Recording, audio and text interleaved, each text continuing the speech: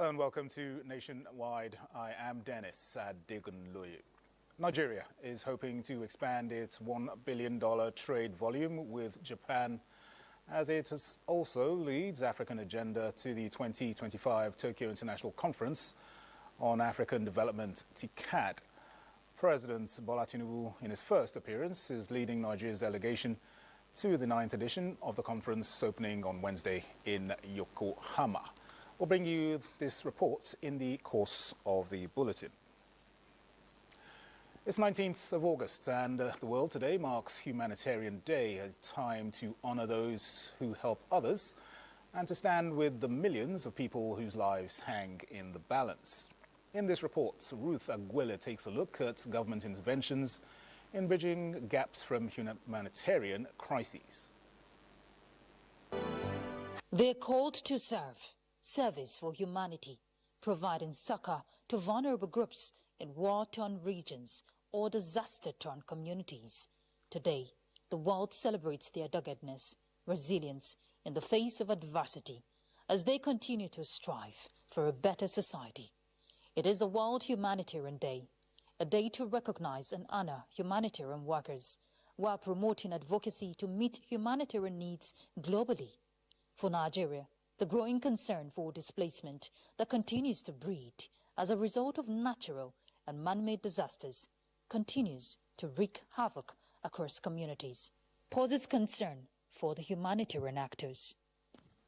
Nigeria is bleeding, particularly in this area of displacement. For a country to have 6.7 Nigerians being displaced, you know that the magnitude is alarming.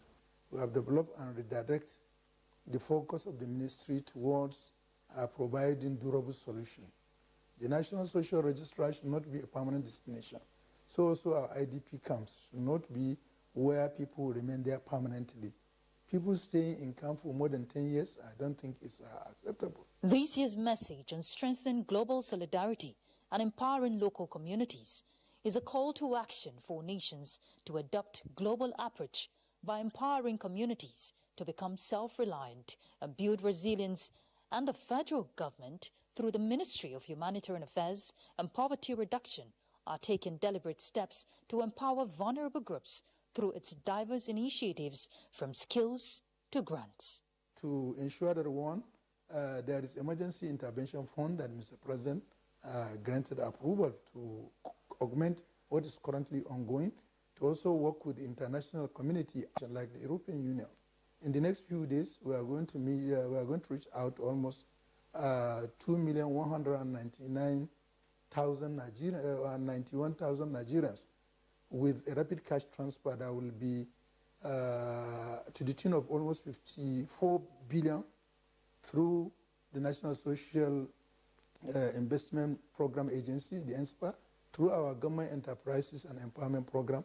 We are going to reach about 21,000 Nigerians who are going to be engaged during the dry season farming. They will be given a soft loan that is collateral free.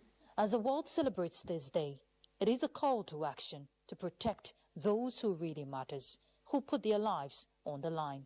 And for those who bear the brunt, it is a time for all to act for humanity. In Abuja, Ruth Aguele, NTA News. And as resources are shrinking globally and malnutrition increasing, the United Nations Office for the Coordination of Humanitarian Affairs has called on key players to support government efforts to save millions of lives in the face of humanitarian crises. This was emphasized during a stakeholders' engagements in partnership with the Ministry of Humanitarian Affairs and Poverty Reduction to mark activities in Abuja. Here again is Ruth Aguele. It's been 22 years since the attack of aid workers in Baghdad that saw the birth of the World Humanitarian Day by the United Nations.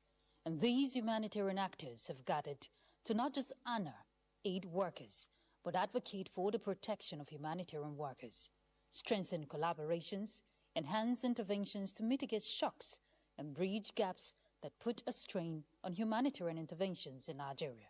Humanitarian financing is collapsing. We must therefore transform a humanitarian operation to be more efficient, more transparent, and more accountable. If we succeed in this reset, communities will not only recover, they will lead.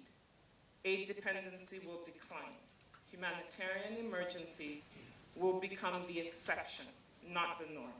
Recognizing the challenges faced in meeting humanitarian needs across the country, the ministry reiterates federal government commitment to restore livelihoods to vulnerable groups to change the narrative through durable solutions. The ministry is committed to developing humanitarian policies, providing effective coordination of national and international humanitarian intervention, and implementing emergency-related policies. We are working to ensure that efforts are inclusive, sustainable. We urgently call for the protection of humanitarian workers. A joint action by all parties, with a pledge to build safe societies through peace initiatives and commitment to prioritize life-saving humanitarian interventions and restore hope among vulnerable groups across the country. In Abuja, Ruth Aguele, NTA News. Meanwhile, the Defence Headquarters, in a significant move to strengthen civil-military relations and foster trust with host communities in Nigeria, has extended humanitarian and medical services to residents of Paduma, a community located within the Federal Capital Territory, Abuja.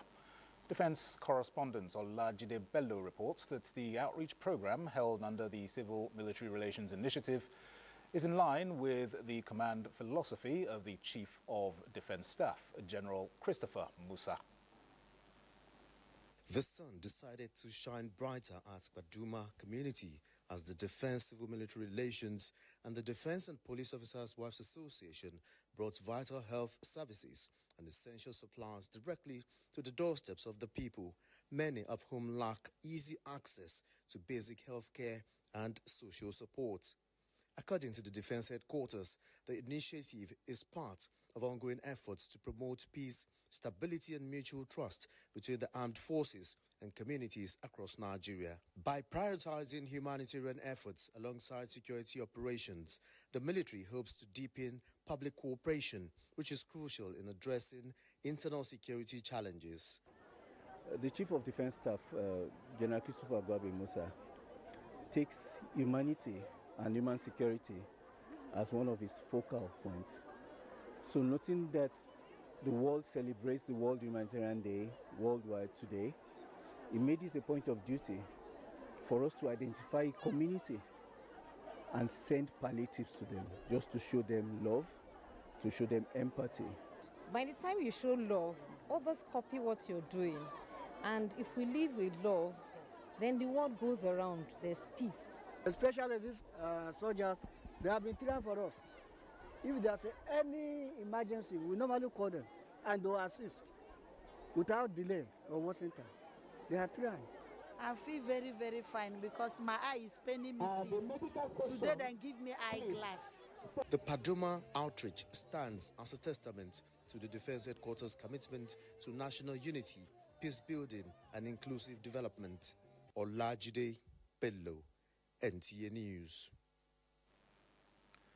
Let's turn our attention to other news now. The Nigeria Governors Forum is strengthening partnerships with key players across sectors to trigger economic activities through project financing that will secure credible investment opportunities for states. This is gradually coming to fruition at the official launch of Investopedia as a pool of investment vehicles to deepen and widen cash inflows for rapid growth and transformation. Abubakar Akwanga reports. From the center of the organized private sector in Lagos, Nigeria, to the Asian commercial city of Kano, and from the oil-rich state of Rivers to the food basket in Benue, the potential goes beyond geopolitical spread. Now, Chairman Nigerian Governors Forum Abdulrazak Abdurrahman said 36 state governors under the initiative of Investopedia are pioneering and steering the wheel of investment within and outside the country for sustainable economic growth and development. To serve as a one-stop for investors, providing credible, transparent, and curated pipelines of projects across all the 36 states of the Federation. It is not just a catalog, It is an entry point showing investors not only where to invest, but also how to invest in Nigeria. We are no longer just discussing potential, but presenting bankable pathways for global, African, and domestic capital to flow into our states. The prosperity that will follow in jobs, infrastructure, and inclusive growth.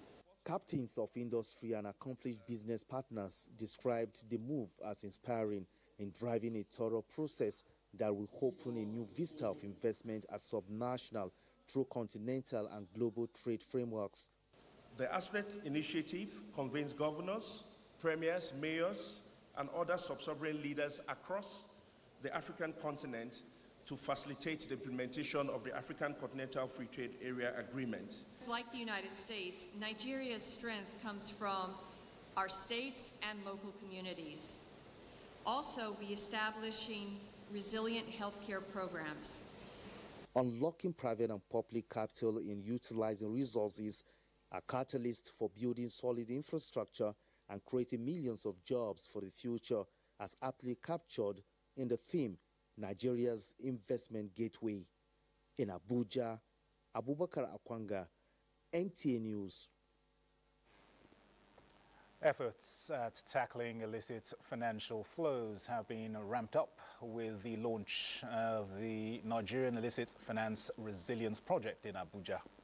NECA reports that the initiative, spearheaded by the African Network for Environment and Economic Justice and NIJ, has the buy-in of other relevant stakeholders. The project targets the corruption, money laundering and terrorism financing that drains billions from the nation's economy. Experts say illicit financial flows remain a major barrier to Nigeria's development, depleting resources meant to energize key sectors of the nation's economy. The meeting of the Nigerian Illicit Finance Resilience Project in Abuja, NIJ, gives its impression of the situation. Illicit financial flows are not abstract statistics. They represent stolen opportunities, lost revenues in cash and kind, opportunities to build schools, hospitals, roads, jobs, and the chance to address security challenges. Despite this grim reality, Nigeria has made strides in tackling financial crimes, recovering significant assets through frameworks like the United Nations Convention Against Corruption and international agreements. But like a stubborn weed, challenges persist. The country's placement on the Financial Action Task Force grey list in 2023 highlighted deficiencies in its anti-money laundering and counter-terrorism financing frameworks. Since then, Nigeria has addressed 13 of 15 action items, including establishing a beneficial ownership registry and improving interagency cooperation. This readjustment may position it for a potential exit from the grey list following an upcoming assessment. Yet, the scale of problem demands more robust action to tackle these gaps. As you know, the Anti-Corruption Agency plays a major role to stop illicit financial flow. And one of our key goal of this project is to see how we can help with technical assistance and strengthen the capacity of the Anti-Corruption Agency. NIJ expressed optimism the project will strengthen partnerships, clarify roles, and provide a roadmap in tackling illicit financial flows, thereby contributing to Nigeria's economic resilience. In Abuja, Neka Oko, NTA News. Nigerians are being encouraged to key into the various opportunities made possible by President Bola Tinubu's Renewed Hope initiative in various sectors of the economy. These are the views of different speakers during the sensitization campaign of the two-year administration of President Bola Tinubu, organized by the Federal Information Resource Center, Calabar, Cross River State, South-South Zonal Headquarters. Paul Abel reports. Although some of the reform policies of President Bola Tinubu may bring temporary discomfort, but has long-term benefits to the nation. This is the reason head of the center, Federal Information Resource Center, Calabar, Jane Darkham, represented highlights some of the measures by President Tinubu to cushion the removal of fuel subsidy, to include expansion of social support to 15 million households on conditional cash transfer, 1 million small businesses receiving nano grants, and revenue generation. Other milestones recorded in the South-South include infrastructure, Lagos-Calabar Coastal Highway, healthcare access, energy and oil sector reform, among others. There will be crackdown on illegal oil bunkering and investment in modular refineries to harness our region's resources. There were other presentations on economic diversification and local content creation, how to access student loan scheme, NELFund, among others. NELFund has truly digitalized the student loan application system to streamline the processing and disbursement of student loans.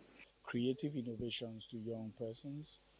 We've actually made programs and initiatives who have made young persons become entrepreneurs. Compressed natural gas is a strong component that will bring about sustainable industrialization. This government is a good government and I've been a partaker of it, and we should just hope that better things are coming. There was also a discussion section where questions and answers on the benefits of accessing various federal government programs and grants and the flexible payment plans were brought to bear. In Calabar, Paul Abel, NTA News. In the meantime, the 2025 National Summit, organized by the Integrity Group of Nigeria, has ended in Abuja with a call on Nigerians to continue supporting the renewed hope agenda of President Bola Tinubu as a means of deepening reforms and consolidating on the current administration's achievements. Dennis Temple reports that the Integrity Group is one of the support groups of the All Progressives Congress, APC. Fact. Renewed hope for continuity. The high-level summit convened in Abuja brought together stakeholders from across Nigeria's political and development landscape, from all 36 states and the FCT, for All Progressive Congress and private sector came to reflect, to strategize, and to engage. The agenda is very simple: national development priorities, economic reform strategies, and strengthening structures of good governance. We stand as a group on integrity. I crave your indulgence, whether you are a Christian or a Muslim, to take a minute or two to pray for our country, to pray for our president, to ask for those that are in authority, because that's what the Bible says. The country economy has been stabilized. What we are now looking at is the next stage. How do we now bring the dividends of the stability of the economy to ameliorate the sufferings of the people? The market has stabilized. Food commodities and prices have coming down. I'm not saying that are still where they are supposed to be, but the CNG buses and the taxis and the keke napep are there. But the unfortunate thing is that instead of Nigerians to be patriotic, to help common Nigerians, when they find an opportunity, they cash out. Dr. Oke Dawani, like many at the summit, pointed to early signs of measurable progress under President Bola Ahmed Tinubu's renewed hope agenda, saying a policy framework that is still evolving is already gaining traction. The Renewed Hope Initiative is on the right direction. People in my hometown have been from the Renewed Hope Initiative programs. Everybody is feeling the impact. Even the coppers, they can testify. He's bringing back hope. He's taking the bull by the horn. He's not referring to issues in the past or how the past was governed. He promised Nigerians that he will come to the saddle and take responsibility. That he has done. The summit acknowledged efforts by the administration in tackling persistent challenges, particularly in economic recovery. One of the key moments was the official unveiling of a summary compendium. As Nigeria continues to navigate its economic and social terrain, forums like this, they say, reflect a growing consensus that sustained reform and unified political will are essential for long-term progress. In Abuja, Dennis Temple, NTA News.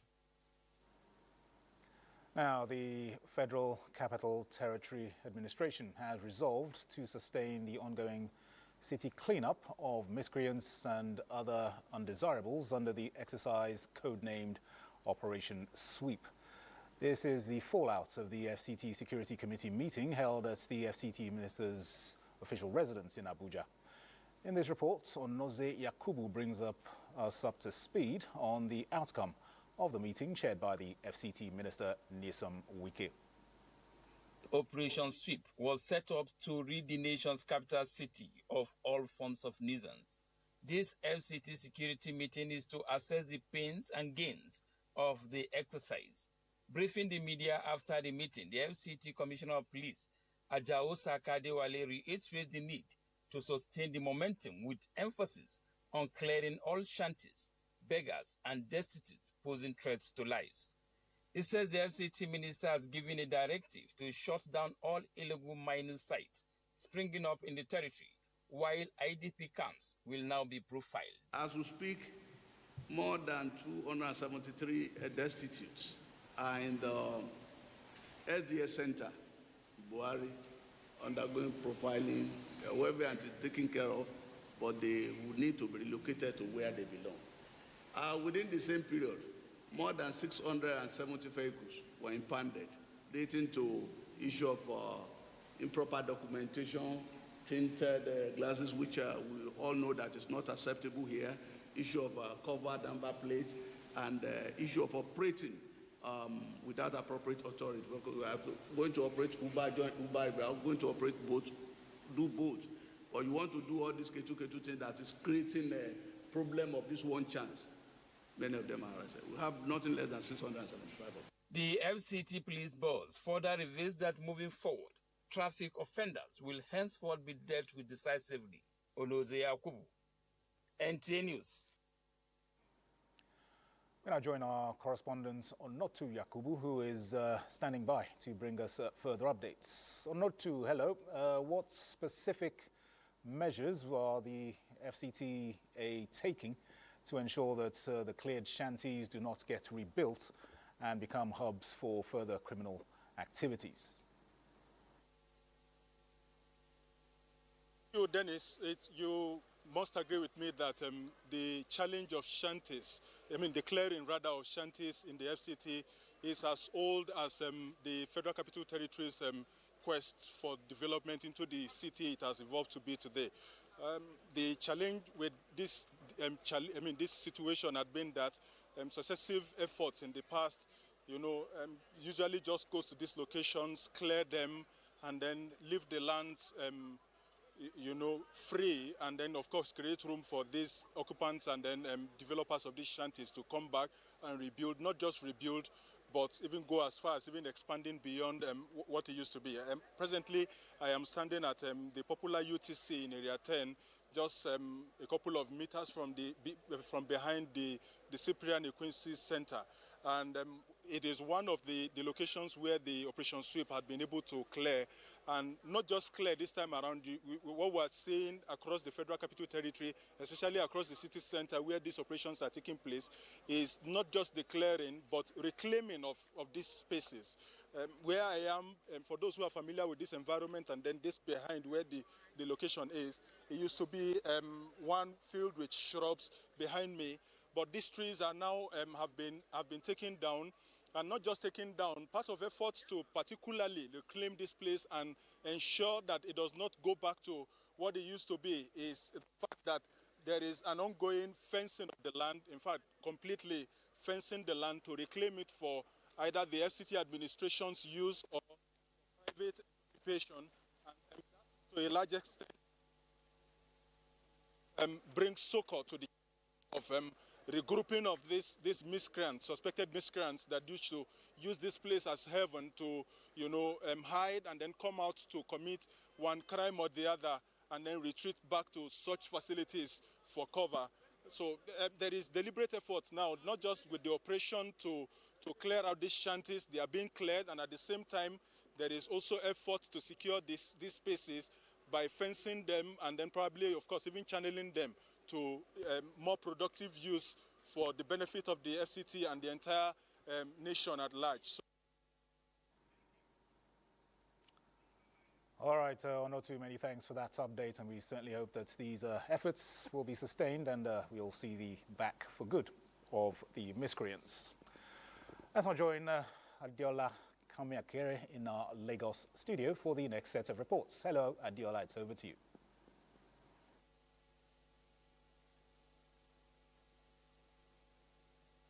Thank you, Dennis, and welcome to Lagos. Individuals and organizations through this year's Humanitarian Day are uniting to support aid workers driven by the theme strengthening global solidarity and empowering local communities to enhance disaster response, access to essential services, and to save lives.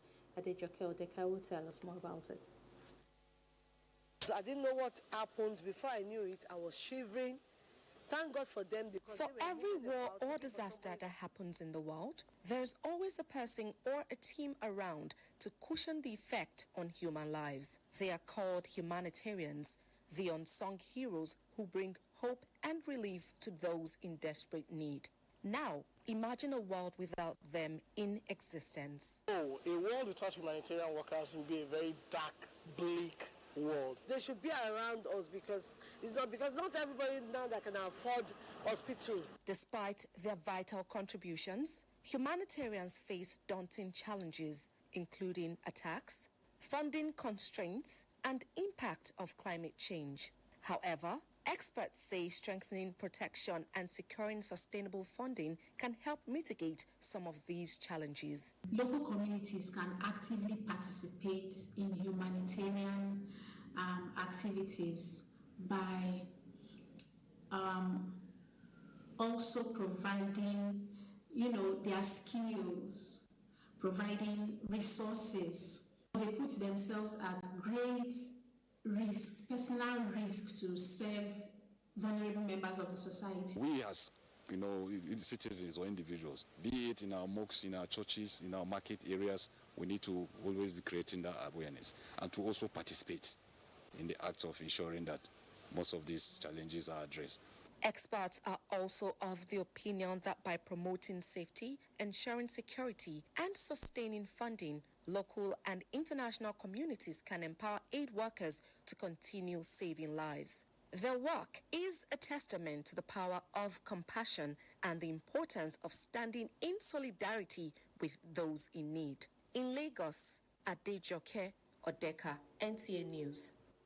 Gender-based violence can be a very excruciating experience for victims, with many needing psychological support to heal from their traumatic experiences, from physical to emotional torture. Efforts to change this unwanted narrative, experts say, rely majorly on reporting and public enlightenment on the harmful effects on the society. Joe Popola has the report. Gender-based violence is a thorny issue the nation has been grappling with. Reports from various law enforcement agencies and non-governmental organizations reveal that there are numerous cases of attacks on vulnerable persons by their spouses, which has claimed more than 10 lives this year alone. This is not limited to physical abuse, as in some cases, the aggressors inflict emotional torture, which has far-reaching impact on mental health. In Lagos, the Domestic and Sexual Violence Agency has been working to change this unwanted narrative through synergy with major stakeholders, but breaking the culture of silence, experts say, is essential to achieve the desired impact. We can't afford to continue to play the ostrich. We can't afford to continue to act as if it's not happening. We believe that we are gradually breaking the culture of silence in Lagos. If you look at our data, we see that we are recording steady increase of formal and informal reporting of cases. The police has an active unit on gender violence, which has been reviewing and responding to reported cases. And lots of reports. The issue is, do they follow through? We have a problem in that regard. People come forward to report, and when it's time to go testify in court, some people back out. So we need to sensitize people. We've been doing that, but we need to sensitize people more on the need to follow through with the prosecution. That only concerted and consistent efforts will end the anomaly. In Lagos, Joel Bukbola, NTA News. Those are the reports from Lagos. Nationwide continues in Kaduna after the break. Thanks for rejoining us here in Abuja. We will try to get to our Kaduna Network Center subsequently. The Court of Appeal Abuja Division has affirmed the status of the appellate court as final arbiter to hear and determine all labor matters. The clarification came to the fore as the Intermediate Court dismissed an application by the Kogi State government to obtain a stay of execution on a judgment which was given in favor of former Kogi Deputy Governor Simon Achuba, that the Kogi State government should pay 1.07 billion naira salary arrears owed to him while in office. Just as the Court of Appeal held in this ruling this morning, counsel should learn to, first of all, look at what the law says before taking any brief from any client, no matter how juicy that brief is. What is the position of the law? You have to advise your client on what the law says. It ordered counsel to the Kogi State government to pay 3 million naira to the respondent Simon Achuba before any further step is taken on the matter, saying the counsel apparently did not guide his clients properly on the matter. And the Federal High Court sitting in Abuja has fixed 10th September 2025 for ruling on a bail application filed by the Defense Counsel in the terrorism trial of suspects of the 2022 attack on a Catholic church in Owo, Ondo State. Chukwunonso Nwabweze reports that the court also granted the prosecution counsel's witnesses protection application. At commencement of the day's proceedings, the prosecution counsel Callistus Eze informed the court that Ayodeji Adedipe, senior advocate of Nigeria, has appealed for the fiat of the Attorney General of the Federation to take over the matter as the lead prosecution counsel, prompting his application for an adjournment to ensure the completion of the process. He also prayed the court to grant a motion ex parte on witness protection filed on the 14th of August 2024 in pursuant to Section 73, subsections 1, 2, 3, and 4 of the Terrorism Prevention and Prohibition Act 2022.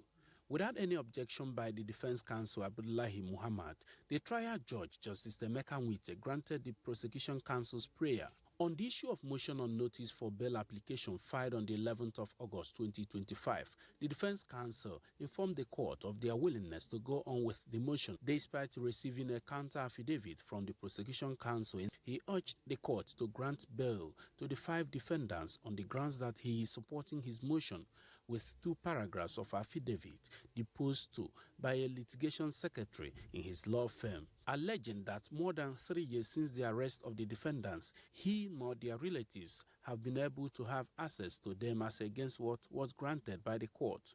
The prosecution counsel, while objecting to the bail application, argued that the defendants and their applicants have not presented to the court sufficient grounds upon which the court should rule in their favor. Justice Emeka Nwite, after taking the counsel's submissions, adjourned the matter to the 10th September 2025 for ruling on the bail application. We are moving. It's good. If it had been like this since about 3-4 years they've been kept, perhaps we would have finished this case. These people have been accused of belonging to a foreign terrorist organization. You cannot just allow them to roam the streets. We need to protect our country. That is why we have said they shouldn't be granted bail, because we don't know the length that they may have access to. The 5 defendants accused of masterminding the 2022 attack on St. Francis Catholic Church, Owo, Ondo State, are facing terrorism charge preferred against them by the federal government. Chukwunonso Nwabweze, NTA News. Elsewhere, the Universal Basic Education Commission, UBEC, has formally taken over the Lumina 2030 initiative from the Federal Ministry of Education in a move designed to ensure sustainability and long-term impact. A 5-day program to enable smooth takeover of the Lumina 2030 UBEC migration and establishment agenda is currently underway in Abuja. Launched in March 2025 with support from the World Bank and Agile, Lumina 2030 is a national drive to educate and economically empower at least 1 million underserved Nigerian girls by 2030. The program integrates schooling with skills training, caregiver support, and community engagements, addressing root causes of exclusion such as poverty, cultural barriers, and lack of opportunities. With its transition to UBEC, the initiative is now fully aligned with Nigeria's education transformation agenda and UBEC's 10-year roadmap. Within UBEC, we ensure that it will not fade away, but endure a lasting legacy. It offers an opportunity for deeper collaboration with stakeholders, more flexible operation, and enhanced capacity to mobilize resources and deliver impact. The Commission pledges strong partnerships with state governments, civil society, the private sector, and local communities with emphasis on accountability and measurable impact. Meanwhile, the process of implementing the much talked about dual mandate of degrees and national certificates of education has commenced with a national summit in Abuja on its operationality. The mandate is being spearheaded by the National Commission for Colleges of Education Committee of Provosts and the trade unions. Here's the report. It's colleges of education partnered with universities to offer degree programs. And this does not come without its challenges. However, the story is set to change. Today, with full legislative backing and the Federal Colleges of Education Establishment Act No. 43 of 2023, signed into law by President Bola Tinubu, colleges of education now have the autonomy to run NCE and degree programs concurrently, with the aim of producing graduates well equipped to meet the education needs of the society. This summit provides the ideal platform to reflect, dialogue, and the exchange of ideas among policymakers, academics, and practitioners. The significance of this reform cannot be overstated. It will expand access for student teachers while producing graduates with both NCE and BEd qualifications, thereby making them more competent and versatile. This innovative approach has the potential to increase access to quality education, improve lecturers, teachers' quality, and promote national development. We may encounter practical challenges on the field challenges. For the National Assembly, we are always there, as we have always done. To commemorate the implementation of the dual mandate system, awards of recognition were presented to the Ministers of Education and the Governor of Niger State for their commitment in advancing teacher education in Nigeria.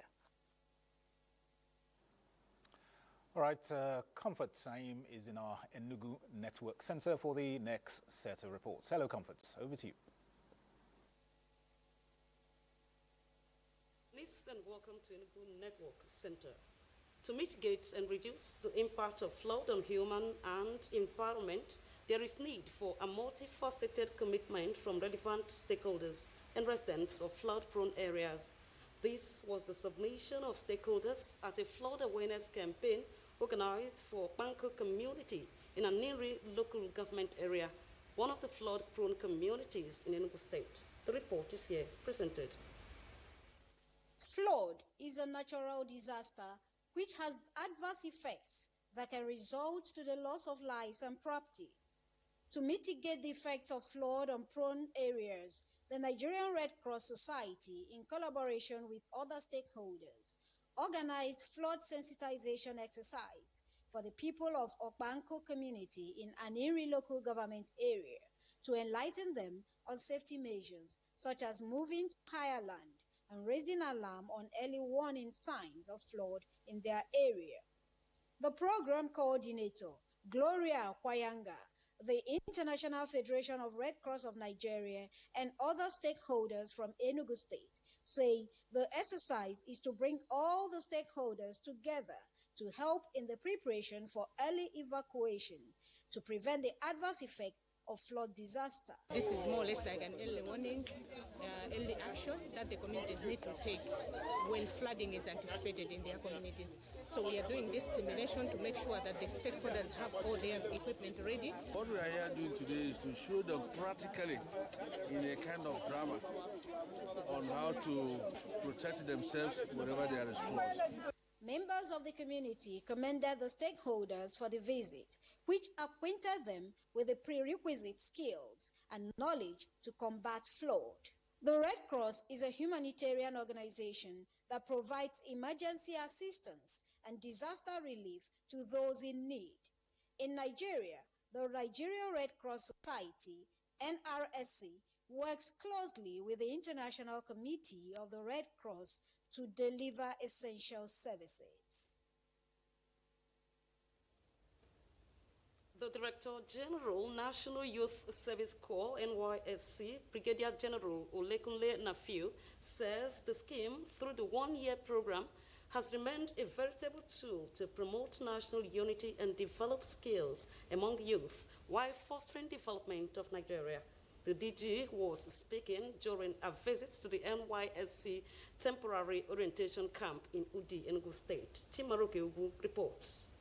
To General National Youth Service Corps, Brigadier General Olakunle Nafiu was at the orientation camp for an on-the-spot assessment of the facility to interact with corps members and to reaffirm the federal government's commitment to the safety and welfare of corps members during their service here.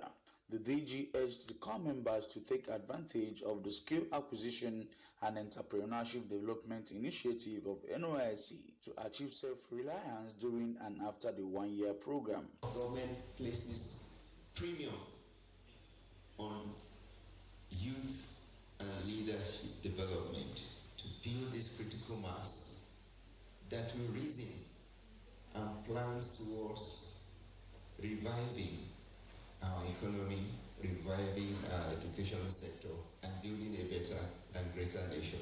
The state coordinator of NYSC in Enugu commended the efforts of the Director General for improved welfare of corps members and staff across the nation. She also applauded Governor Peter Mba's unwavering support towards the success of the scheme in Enugu. Your presence here exemplifies your steadfast commitment to one of your core policy trusts, ensuring the welfare of corps members and staff across the country. This set of corps members have demonstrated a commendable eagerness to embrace mentorship and integrate into the NYSC scheme.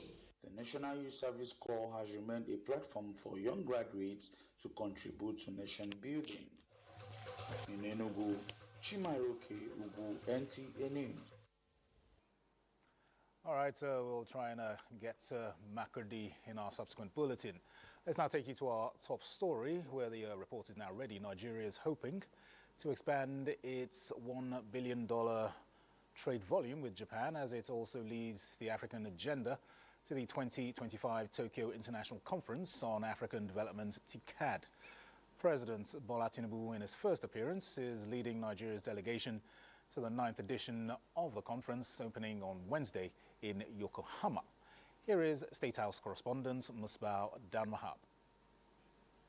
Japan-Africa partnership born in 1993 is set to witness a new approach toward addressing developmental issues on the Black continent.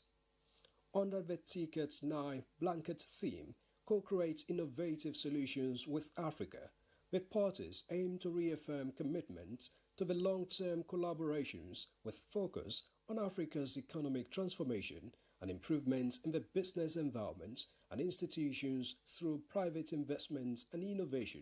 In the case of Nigeria, in the decades of bilaterals, Japan-Nigeria partnership has manifested in the agricultural and power sectors with trade volume at about $1 billion.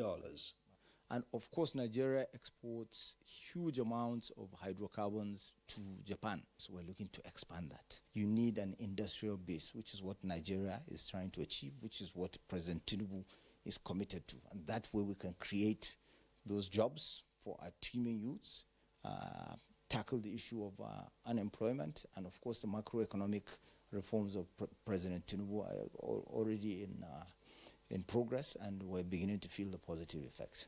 Continental and global politics are also at stake, as Nigeria is hoping for the support of the third largest economy in the world as it aims to strengthen its leading role in Africa with aspiration for seats in global organs, including the United Nations Security Council. So that it leads the way in providing that restructuring of the global financial architecture so that the whole continent would benefit, so that Africa would benefit, and we need to be on the decision-making tables of the world, which is why we need that position in the United Nations Security Council. President Bola Tinubu in Yokohama is expected to lead African Voice at the conference in addition to bilaterals and meetings with chief executive officers of some Japanese companies with investments in Nigeria. In Yokohama, Musbao and Wahab, NTA News.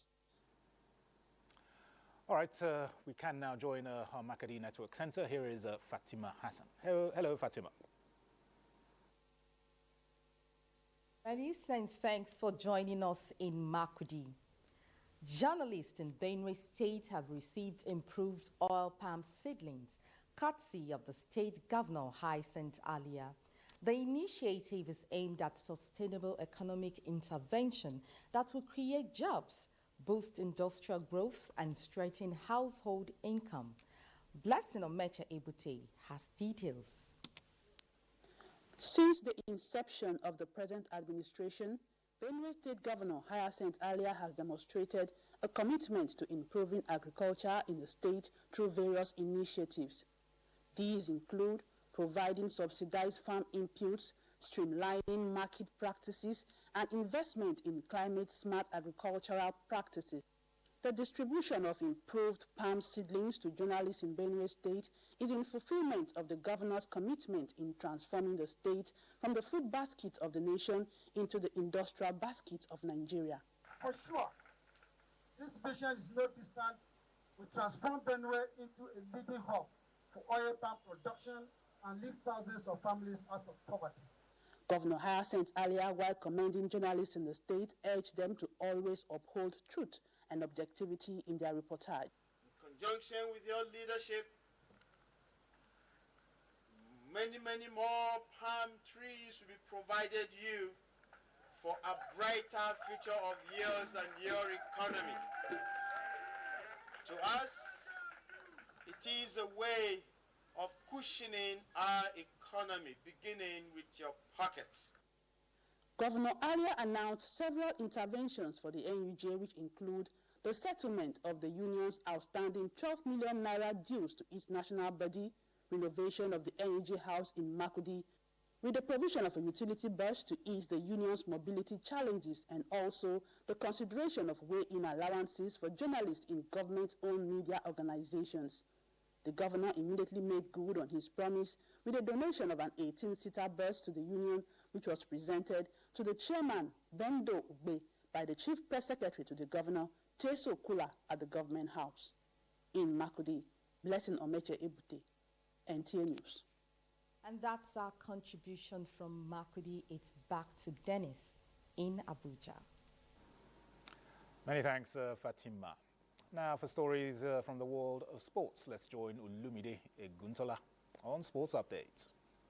Nigeria's D Tigers will face West African rival Senegal in a highly anticipated quarter-final showdown at the 2025 FIBA Afrobasket after the Lions sealed their place with a hard-fought playoff victory over South Sudan. Nigeria head into the clash after sweeping their group with 3 straight victories, including 99-90 victory over Cameroon. Nigeria vs Senegal quarter-final clash is scheduled for Wednesday. In football, Nigeria's home-based Super Eagles face a decisive test against Congo in their final group stage match at the ongoing African Nations Championship CHAN Tuesday. The Eritrean Total Eagles are going to the contest under intense pressure after back-to-back defeats to Senegal and Sudan. Meanwhile, Congo remains unbeaten after 2 consecutive draws. This is the time for this guy. They need to show their quality and know the bad things. In another development, in one of the largest youth gymnastic meets in Southern Africa, Team Nigeria, which includes NLNGRA and TIG International Club, excelled at the Centurion Gymnastics Center Club competition. Oluwapelu Milesami of NLNGRA won gold, describing her victory as a dream come true. Team TIG also won 2 gold, 5 silver and a bronze medal at the event. I'm very happy and shocked that I won. The kids did so well. Ayobami and Juan, they did so well. I am truly very grateful. In tennis, Arana Sablenka commands the WT rankings for yet another week, heading into US Open. Sablenka has 11,225 points to her name at the moment. Iga Swiatek won the Cincinnati Open title without dropping a set, thus rising to number 2. Swiatek's rise to number 2 pushes Coco Gauff down a spot to number 3. With sports update, Olumide Eguntola, NTA News. Well, that concludes Nationwide. Many thanks for watching. I am Dennis Adegunloye.